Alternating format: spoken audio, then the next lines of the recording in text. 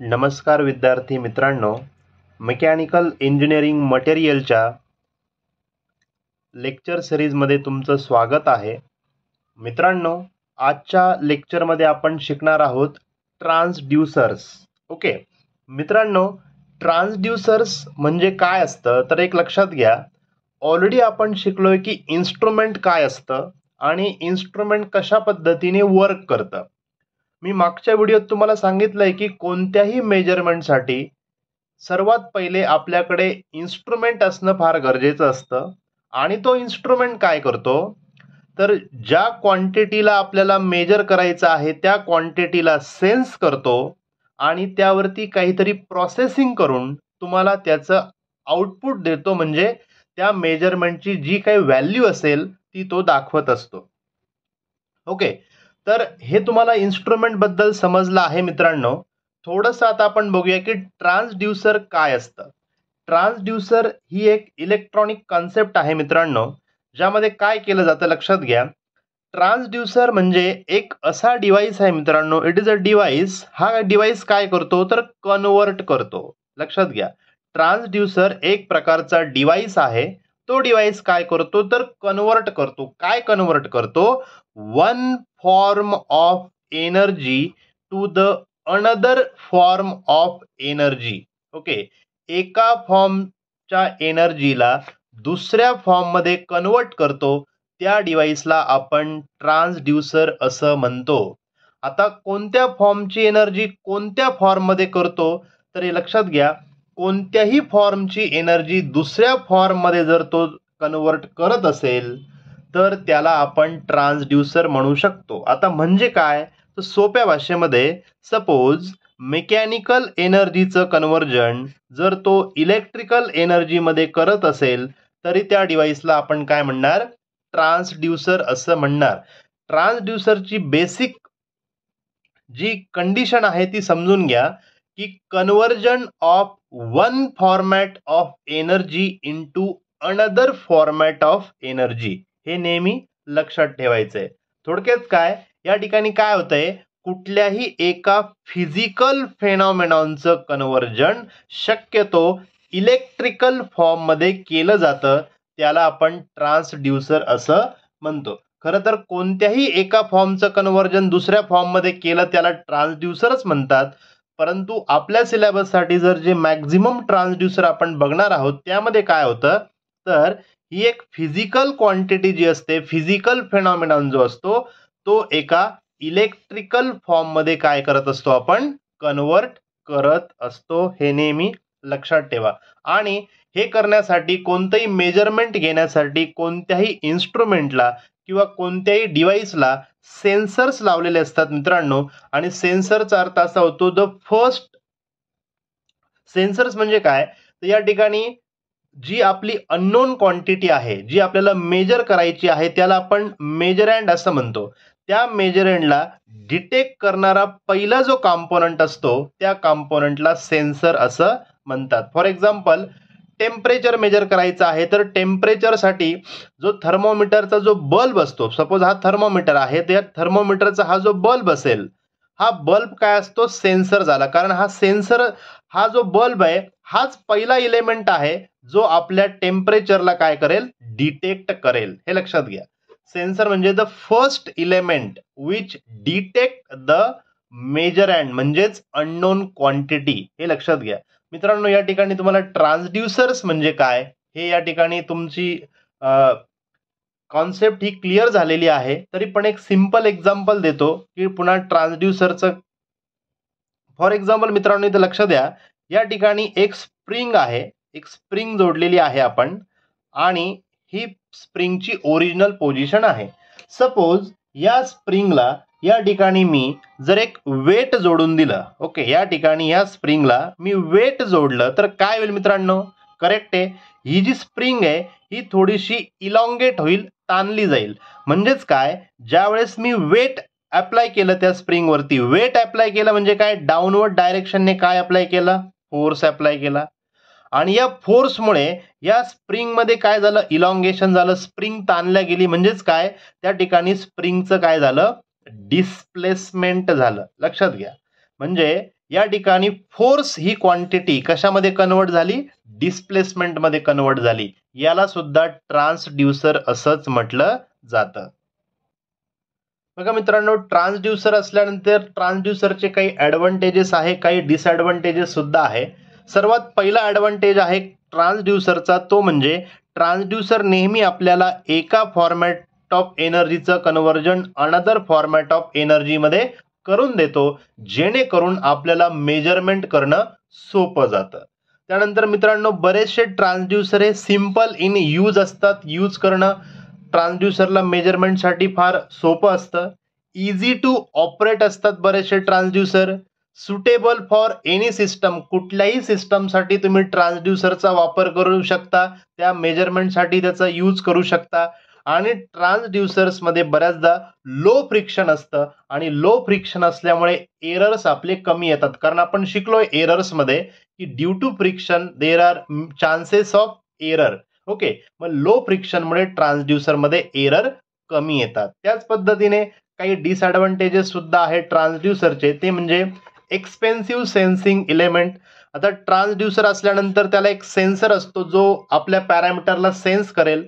काही वेळेस काही इन्स्ट्रुमेंटचे ट्रान्सड्यूसरचे एक्सपेन्सिव्ह इलेमेंट असतात, त्यामुळे त्या इन्स्ट्रुमेंटची ट्रान्सड्यूसरची कॉस्ट वाढते. बऱ्याचदा टेम्परेचर इफेक्टमुळे एरर येऊ शकतात ट्रान्सड्यूसरमध्ये. बऱ्याचदा कॉम्प्लेक्स सर्किट असतात, आतमधलं जे सर्किट आहे त्या ट्रान्सड्यूसरचं एखाद्या मेजरमेंटसाठी किंवा इन्स्ट्रुमेंटचं त्या मेजरमेंटसाठी ते कॉम्प्लेक्स सर्किट असू शकतं. मे बी त्याचं डिझाईन कॉम्प्लिकेटेड असू शकतं. या पद्धतीचे काही ऍडव्हान्टेजेस आणि डिसएडव्हान्टेजेस ट्रान्सड्यूसरचे असतात. यानंतर आपण मित्रांनो बघणार आहोत ते म्हणजे क्लासिफिकेशन ऑफ ट्रान्सड्यूसर. ट्रान्सड्यूसर कसे क्लासिफाय केले जातात, क्लासिफिकेशन ऑफ ट्रान्सड्यूसर. मित्रांनो, या सब्जेक्टमध्ये मी सुरुवातीलाच सांगितलं होतं पहिल्या लेक्चरमध्येच की ह्या सब्जेक्टमध्ये बऱ्याचशा इलेक्ट्रिकल आणि इलेक्ट्रॉनिक्सच्या कॉन्सेप्ट वापरलेल्या आहेत. ओके, कारण आपण जी फिजिकल क्वांटिटी मेजर करणार आहोत त्या क्वांटिटीला इलेक्ट्रिकल किंवा इलेक्ट्रॉनिकच्या स्वरूपामध्ये ते इन्स्ट्रुमेंट काय करत असतं, डिटेक्ट करत असतं. त्यामुळे या ठिकाणी बऱ्याचदा तुम्हाला वेगवेगळे शब्द दिसतील, त्याचा अर्थ पण मी आता पुढे सांगणार आहे. सर्वात पहिला आहे टाईप मित्रांनो ट्रान्सड्यूसरचा, तो म्हणजे रेझिस्टिव्ह ट्रान्सड्यूसर. आता रेझिस्टिव्ह ट्रान्सड्यूसरचा अर्थ काय होतो मित्रांनो, लक्षात घ्या. आपलं जी अननोन क्वांटिटी आहे, ओके, अननोन क्वांटिटी ज्यालाच आपण काय म्हणतो, मेजरँड असं म्हणतो किंवा त्याला आपण मेजरँड असं म्हणतो. हे अननोन क्वांटिटी जी असते किंवा मेजरँड जी असते त्याला चेंज इन रेझिस्टन्स मध्ये कन्वर्ट केलं जातं. Change in resistance. ओके, त्या टाईपच्या ट्रान्सड्यूसरला रेझिस्टन्स ट्रान्सड्यूसर असं म्हटलं जातं. थोडक्यात मित्रांनो याचा अर्थ समजून घ्या. तुम्हाला जी क्वांटिटी मेजर करायची आहे त्या क्वांटिटीचं कन्व्हर्जन ते इन्स्ट्रुमेंट चेंज इन रेझिस्टन्स मध्ये करतं. फॉर एक्झाम्पल पुन्हा की जर तुम्हाला टेम्परेचर मेजर करायचंय, आपल्याला काय करायचंय, मेजर टेम्परेचर मेजर करायचंय. टेम्परेचर ही फिजिकल क्वांटिटी आहे, मेकॅनिकल क्वांटिटी आहे. टेम्परेचर मेजर करताना टेम्परेचर ह्या गोष्टीचं कन्व्हर्जन ते इन्स्ट्रुमेंट कशामध्ये करतं, चेंज इन रेझिस्टन्स. म्हणजे जेवढं टेम्परेचर जास्त तेवढा रेझिस्टन्स जास्त चेंज होतो, जेवढं टेम्परेचर कमी तेवढा रेझिस्टन्स कमी चेंज होतो. आणि त्यानुसार हे इन्स्ट्रुमेंट काय करत असतं, आपलं टेम्परेचरचं रिडिंग आपल्याला शो करतं. पण इन्स्ट्रुमेंटच्या आतमध्ये त्या ट्रान्सड्यूसरमध्ये मात्र ते टेम्परेचर म्हणजेच काय, चेंज इन रेझिस्टन्स होत असतो. हे नेहमी लक्षात ठेवा. तसंच मित्रांनो पुढचा जो टाईप आहे तो म्हणजे कपॅसिटिव्ह ट्रान्सड्यूसर. आता ह्या ठिकाणी पुन्हा मित्रांनो तेच, या ठिकाणी हे जे ट्रान्सड्यूसर असतात हे जी आपली मेजरँड जी आहे म्हणजे अननोन क्वांटिटी आहे, या अननोन क्वांटिटीला चेंज इन कपॅसिटन्स मध्ये कन्वर्ट करत असतात. Change in capacitance. ओके, ज्या पद्धतीने मी रेझिस्टन्स डिटेलमध्ये सांगितलं तोच हा प्रकार आहे की आपली जी अननोन क्वांटिटी आहे, मेजरँड जे आहे ते चेंज इन कपॅसिटन्स मध्ये काय केलं जातं, कन्वर्ट केलं जातं. ओके, त्याच पद्धतीने तिसरा टाईप आहे मित्रांनो इंडक्टिव्ह टाईप ट्रान्सड्यूसर. या ठिकाणी मित्रांनो पुन्हा आपली जी मेजरँड जी आहे किंवा जी अननोन क्वांटिटी आहे, या अननोन क्वांटिटीला change in inductance, okay, change in inductance मध्ये कन्वर्ट केलं जातं. हे डिटेलमध्ये मित्रांनो आपण पुढे बघणार आहोत ज्यावेळेस वेगवेगळे इन्स्ट्रुमेंट शिकू. पण सध्या लक्षात ठेवा की रेझिस्टन्स ट्रान्सड्यूसर, कपॅसिटिव्ह ट्रान्सड्यूसर आणि इंडक्टिव्ह ट्रान्सड्यूसर यामध्ये प्रत्येक वेळेस फक्त ही अननोन क्वांटिटी मेजर करणारी जी क्वांटिटी आहे, मेजरँड जे आहे, ते त्या रिस्पेक्टिव्ह इलेक्ट्रॉनिक क्वांटिटीमध्ये काय केलं जातं, कन्वर्ट केलं जातं. त्यानंतर फोर्थ जो मित्रांनो आपला टाईप आहे ट्रान्सड्यूसरचा, तो म्हणजे स्ट्रेन गेज ट्रान्सड्यूसर. ओके, या ठिकाणी मित्रांनो आपला जो मेजरँड आहे म्हणजे अननोन क्वांटिटी आहे, okay, he unknown quantity change in resistance मध्येच कन्वर्ट केली जाते. Okay, change in resistance. मग तुम्ही म्हणाल तर हे तर मग आपलं रेझिस्टिव्ह टाईप झाला. ओके, तसं नाही मित्रांनो, हे लक्षात घ्या. स्ट्रेन गेजचा अर्थ काय होतो, आपली जी अननोन क्वांटिटी मेजरँड जी आहे ती चेंज इन रेझिस्टन्स मध्ये कन्वर्ट करतो, परंतु या ठिकाणी हे जी गोष्ट होते ही ड्यू टू स्ट्रेन मुळे होते. ड्यू टू स्ट्रेन, त्या ऑब्जेक्ट वरती किंवा इन्स्ट्रुमेंट वरती आपण स्ट्रेन अप्लाय करतो आणि त्या स्ट्रेनमुळे काय होतं की रेझिस्टन्स चेंज होतो, म्हणून त्या ठिकाणी त्याला स्ट्रेन गेज ट्रान्सड्यूसर असं म्हटलं जातं. त्यानंतर मित्रांनो पुढचा जो टाईप आहे तो म्हणजे photo electric transducer. Photo electric ट्रान्सड्यूसरचा अर्थ असा होतो मित्रांनो, आपला जो मेजरँड आहे म्हणजे अननोन क्वांटिटी आहे, ही अननोन क्वांटिटी इलेक्ट्रिकल सिग्नल मध्ये कन्वर्ट होते. ओके, इलेक्ट्रिकल सिग्नल, त्या टाईपच्या ट्रान्सड्यूसरला फोटो इलेक्ट्रिक ट्रान्सड्यूसर असं म्हटलं जातं. त्यानंतर शेवटचा आहे मित्रांनो तो म्हणजे piezo electric transducer. Okay, piezo electric एक मटेरियल असतं मित्रांनो, हे मटेरियल असतं. हे मटेरियल वरती जर आपण फोर्स अप्लाय केला, या मटेरियल वरती जर फोर्स अप्लाय केला तर त्याचं कन्वर्जन या ठिकाणी इलेक्ट्रिकल सिग्नल्स मध्ये केलं जातं आणि यालाच आपण पिझो इलेक्ट्रिक ट्रान्सड्यूसर असं म्हटलं जातं. हा एक टाईपचा क्रिस्टल असतो, जे आपण पुढे डिटेल शिकणार आहोत, परंतु हा एक टाईपचा क्रिस्टल असतो. या क्रिस्टलवरती तुम्ही कोणताही फोर्स अप्लाय करा किंवा कोणतीही क्वांटिटी अप्लाय करा, त्या क्रिस्टलमधून त्याचं इलेक्ट्रिकल सिग्नलमध्ये कन्वर्जन केलं जातं आणि त्यालाच पिझो इलेक्ट्रिक ट्रान्सड्यूसर असं म्हटलं जातं. अजूनही मित्रांनो ट्रान्सड्यूसरचं क्लासिफिकेशन थोडंसं वेगळ्या पद्धतीने सुद्धा केलं जातं. त्यामध्ये ट्रान्सड्यूसरचे अनेक पुन्हा वेगवेगळे प्रकार पडतात. त्यातला जो पहिला प्रकार आहे मित्रांनो तो म्हणजे प्रायमरी ट्रान्सड्यूसर्स अँड सेकंडरी ट्रान्सड्यूसर्स. आता मित्रांनो लक्षात घ्या, प्रायमरी ट्रान्सड्यूसर यांचा अर्थ काय होतो, ज्यावेळेस डायरेक्ट रीडिंग तुम्हाला मिळतं, direct reading, okay, direct reading ज्यावेळेस आपल्याला या ठिकाणी मिळत असतं त्याला आपण प्रायमरी ट्रान्सड्यूसर असं म्हणतो. म्हणजे जो काही चेंज होतो, जो काही अननोन क्वांटिटी जी आहे ती डायरेक्टली मेजर केली जाते, त्यालाच आपण प्रायमरी ट्रान्सड्यूसर असं म्हणतो. याचं फॉर एक्झाम्पल मित्रांनो मी पुन्हा तेच एक्झाम्पल सांगतोय की या ठिकाणी ही स्प्रिंग आहे, ओके, आणि या ठिकाणी जर तुम्ही वेट अप्लाय केलं तर वेटचा जेवढा फोर्स असेल तेवढंच या स्प्रिंगचं काय होईल, डिफ्लेक्शन, म्हणजे ही स्प्रिंग थोडीशी ताणली जाईल, परंतु या स्प्रिंगचं जे डिफ्लेक्शन आहे हे डिफ्लेक्शन किती असेल, जेवढं तुमचं वेट जास्त असेल तेवढं जास्त डिफ्लेक्शन असेल. म्हणजेच काय, या ठिकाणी तुम्हाला डायरेक्ट रीडिंग मिळालेलं आहे. या टाईपच्या ट्रान्सड्यूसरला प्रायमरी ट्रान्सड्यूसर असं म्हणतात. परंतु मित्रांनो सपोज ह्या गोष्टीला जर तुम्हाला इलेक्ट्रिकल फॉर्म मध्ये जर बघायचं असेल किंवा या ठिकाणी जर तुम्हाला डिजिटल पद्धतीने रीडिंग्स हवे असतील तर या ठिकाणी आपल्याला काय करावं लागतं की सपोज या ठिकाणी ही स्प्रिंग आहे. ओके, या स्प्रिंगला हा लोड आपण जोडलेला आहे, वेट जोडलेला आहे आणि या ठिकाणी एक इलेक्ट्रिकल रेझिस्टन्स आहे. ओके, या ठिकाणी हा इलेक्ट्रिकल रेझिस्टन्स आहे आणि आपण ही जी स्प्रिंग सिस्टम आहे आपली, ही जी स्प्रिंग वाली जी सिस्टम आहे ही ह्या इलेक्ट्रिकल रेझिस्टन्सला जोडलेली आहे. आता मित्रांनो, हे डायग्राम मी पूर्ण करत नाही, परंतु इथे समजून घ्या की ज्यावेळेस हा लोड अप्लाय होईल त्यावेळेस काय होईल, तर ही स्प्रिंगचं डिफ्लेक्शन होईल. स्प्रिंगचं डिफ्लेक्शन म्हणजे स्प्रिंग ताणली जाईल.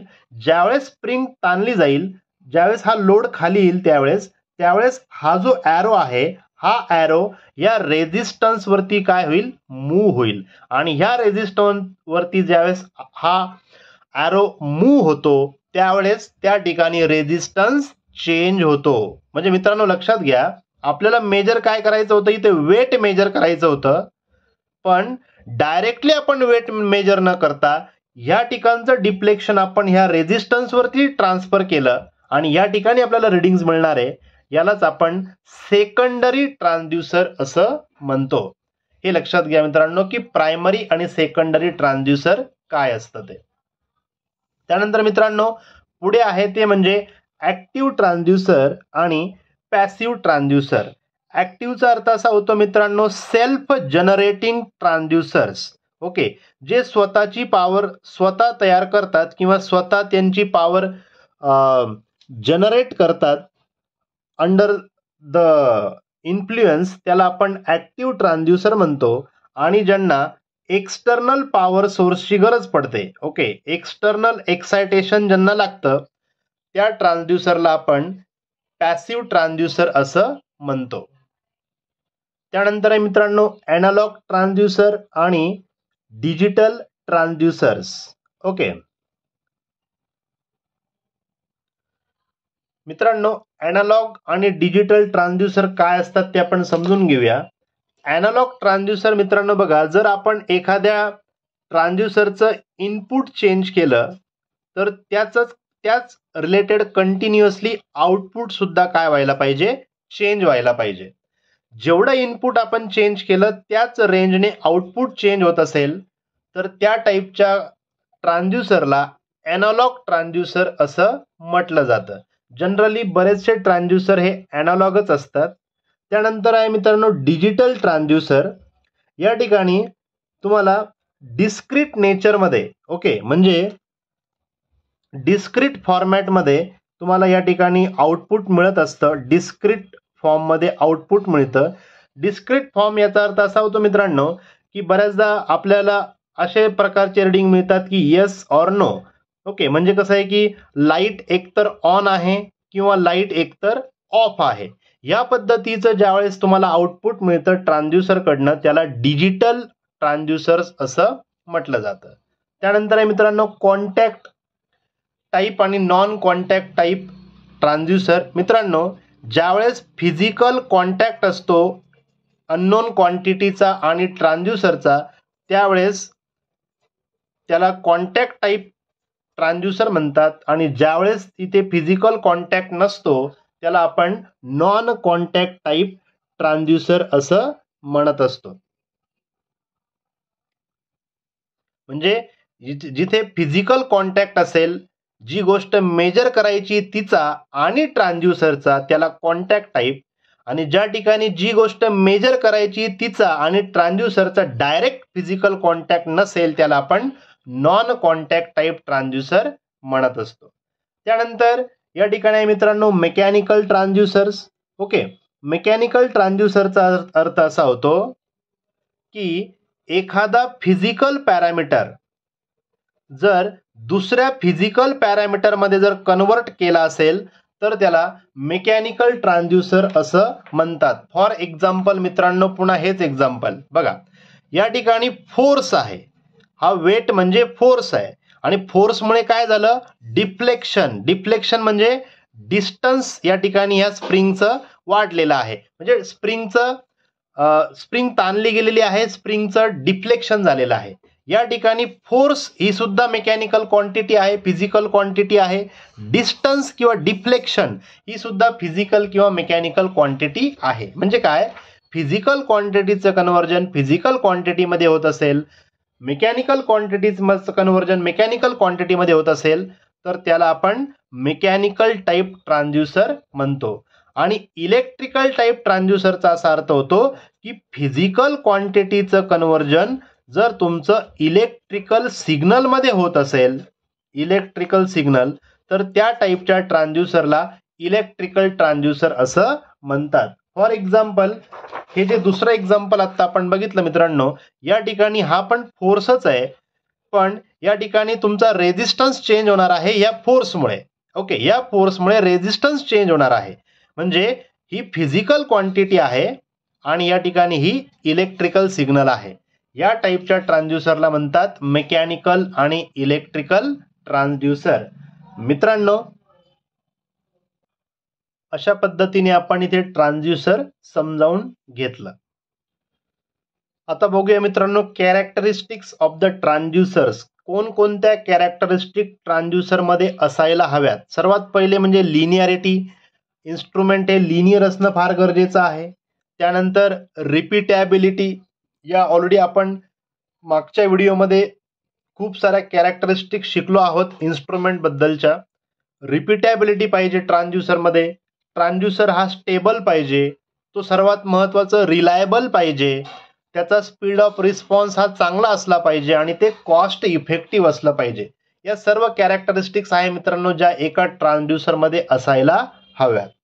मित्रांनो, या ठिकाणी आपलं जे पहिलं चॅप्टर आहे इंट्रोडक्शन टू मेजरमेंट, हे चॅप्टर या ठिकाणी संपलेलं आहे. मित्रांनो, तुम्ही पहिल्या व्हिडिओपासून ह्या व्हिडिओपर्यंत सर्व व्हिडिओ एकत्रित बघा आणि एक व्हिडिओ बघून झाल्यानंतर लगेचच तो टॉपिक आपल्या पुस्तकातून, बुकमधून, रेफरन्स बुक किंवा तुम्ही जे कुठलं बुक यूज करत असाल त्या बुकमधून लगेचच रीडिंग करून घ्या, अभ्यास करून घ्या.